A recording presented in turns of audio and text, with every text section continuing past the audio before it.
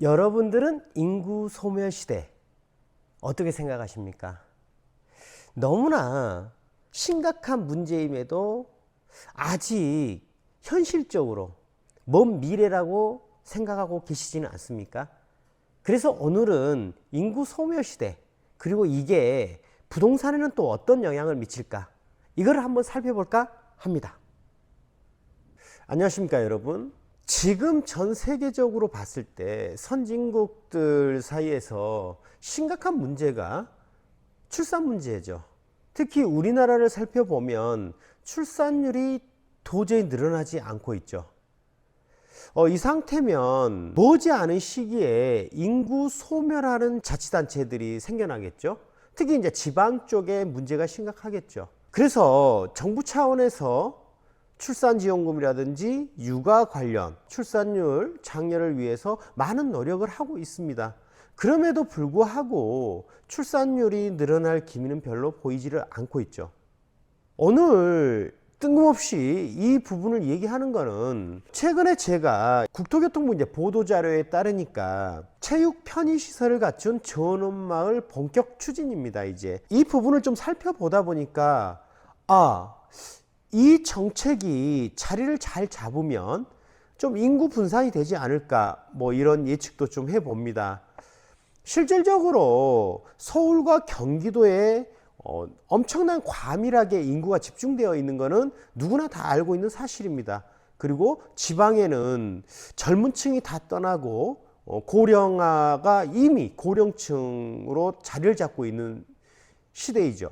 그러면 우리가 서울 수도권에 있는 인구를 지방으로 분산을 시키기 위해서 많은 노력을 했죠. 뭐 혁신도시라든지 기업도시라든지 이런 부분들 가지고 크게 많은 변화는 가졌지만 이게 정말로 서울 수도권의 인구를 분산을 시킬 수 있을까?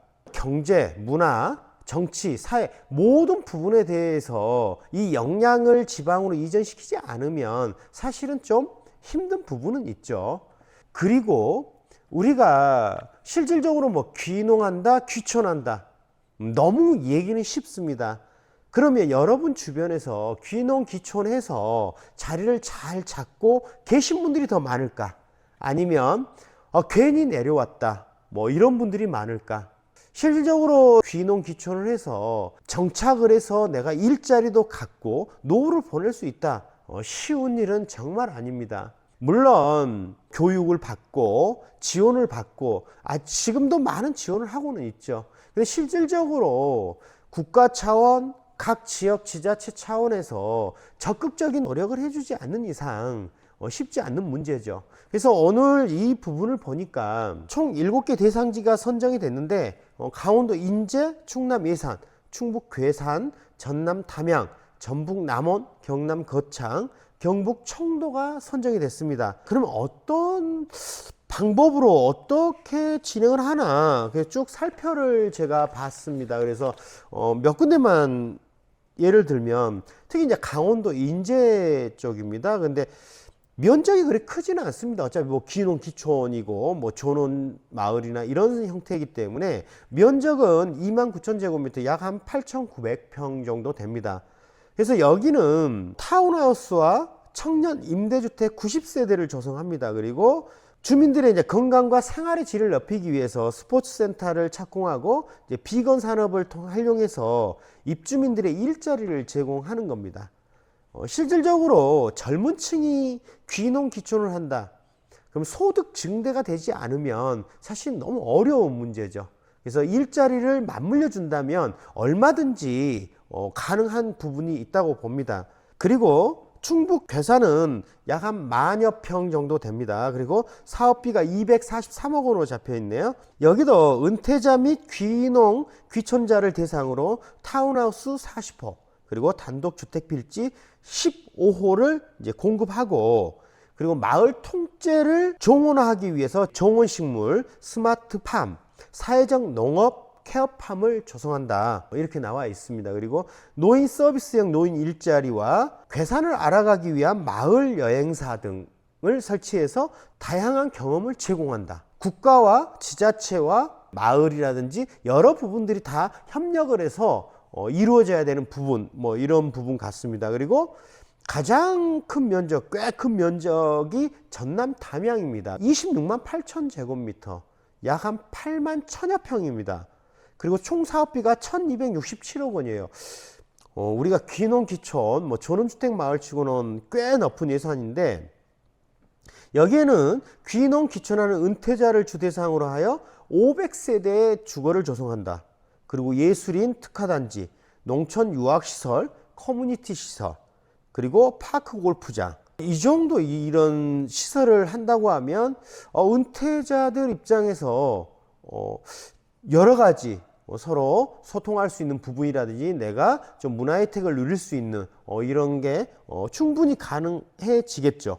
그리고 경북 청도 같은 경우는 청년 귀농인을 대상으로 주거, 취업, 창업 공간이 결합된 맞춤형 주거를 공급하기 위하여 단독주택 20호와 임대주택 30호를 조성하고 생활문화센터, 그리고 취업, 창업 지원센터 등을 지원한다. 그리고 투자사 유치를 통해 창업을 지원하고 유아 친화형 국민체육센터를 설치하여 아이들이 마음껏 뛰어놀 수 있는 공간을 조성한다. 이 부분만 들으면 정착을 잘해서 이게 전국적으로 추진이 된다고 하면 많은 부분이 해소되지 않을까.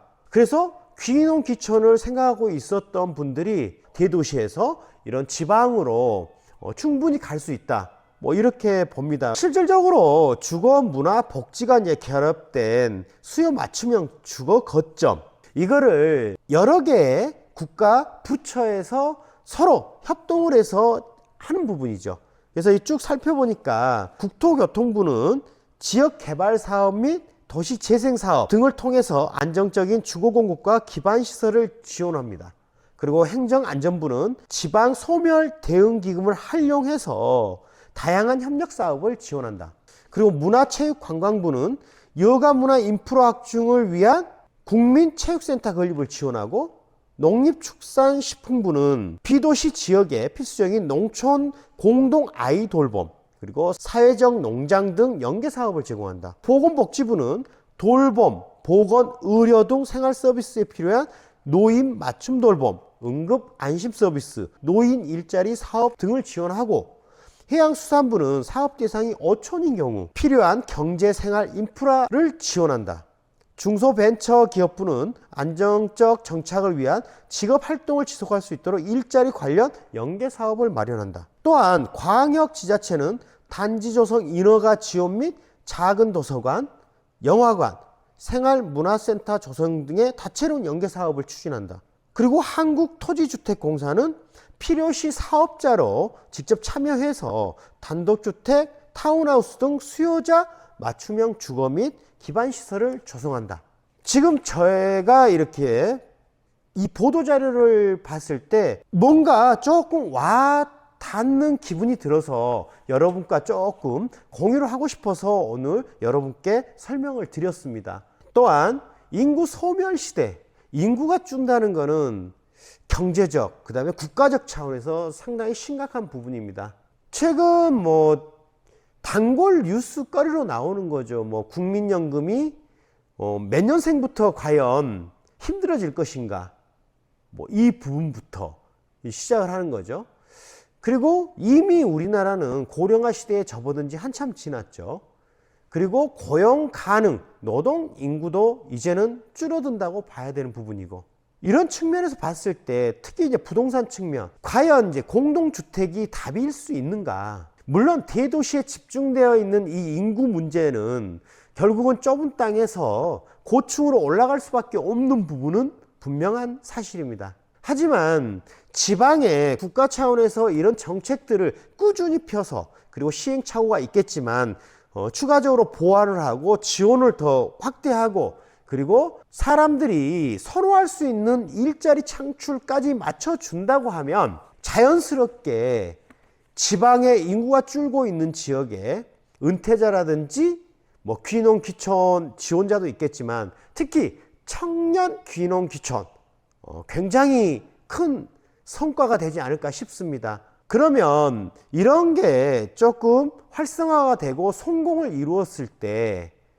우리나라 입장에서 바라보면 부동산 시장에 꽤나 큰 변화도 일어날 것이다, 이렇게 예측은 해봅니다. 지방 같은 경우는 실질적으로 조금 첨단화된 주택, 그리고 세대수가 일정 비율이 있어서 문화혜택, 편의시설 이런 게 확충이 된다고 하면 도심 생활 못지 않는 생활이 된다.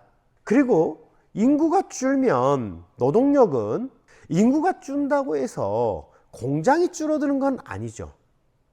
오히려 인구가 주는 상황에서 국가 경쟁력을 갖추기 위해서는 더 큰 산업 성장이 이루어져야 된다는 부분.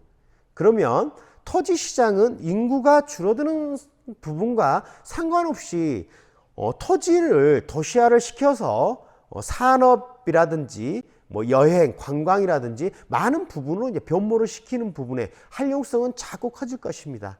그래서 오늘은 인구 소멸 시대, 소멸시대를 해결하기 위해서 국가 차원에서, 지자체 차원에서 많은 노력을 하고 있는 것을 여러분들도 뉴스를 통해서 너무나 많이 보고 있습니다. 하지만 실질적으로 뭐 출산 장려라든지 육아라든지 이런 부분에 많은 지원을 하고 있지만, 그러면 지방의 젊은 층이 아이를 가지고 귀농 귀촌을 했을 때 일자리가 있느냐의 이제 문제죠. 그리고 도시에 살던 청년층들이 과연 일자리를 찾기 위해서 지방으로, 농촌으로 가서 농사를 짓는다. 너무나 어려운 문제죠. 어촌으로 가서 어업 활동을 한다. 너무나 어려운 문제죠. 그럼 실질적으로 국가 차원과 지자체 차원에서 그런 전문직들이 내려올 수 있는, 일을 연계할 수 있는 이런 일자리까지 같이 연계해서 진행을 한다고 하면 정말 우리나라가 계속해서 출산, 육아, 뭐 많은 지원 플러스 알파의 이런 부분들이 같이 계속해서 확장이 된다고 하면 인구 소멸, 이 부분을 일정 비율 줄일 수 있지 않을까, 뭐 이렇게 생각을 합니다. 그래서 저도 개인적으로 이 사업들이 정말 성공을 해서 매우 발빠르게 활성화를 시켜준다고 하면 정말 대도시 못지않게 이 지방의 농촌, 어촌, 산촌에서도 문화혜택, 편의 혜택을 받으면서 내 일자리까지 있다, 이렇게 진행이 된다고 하면 우리가 인구 소멸 그렇게 심각한 부분까지 가지 않아도 된다, 이렇게 예상은 됩니다. 그래서 오늘 우리가 다 같이 걱정해야 되는 문제, 인구 소멸 문제, 6개 부처가 참여하고 광역단체도 참여하고 많은 부분들이 참여를 해서 꼭 성공을 해서 대한민국의 미래가 달려있는 인구 소멸, 이 부분을 해결하고 그 다음에 출산 증대, 출산율을 높이는 거 꼭 변모를 했으면 하는 바람입니다. 여러분, 다음 주에 뵙겠습니다. 안녕.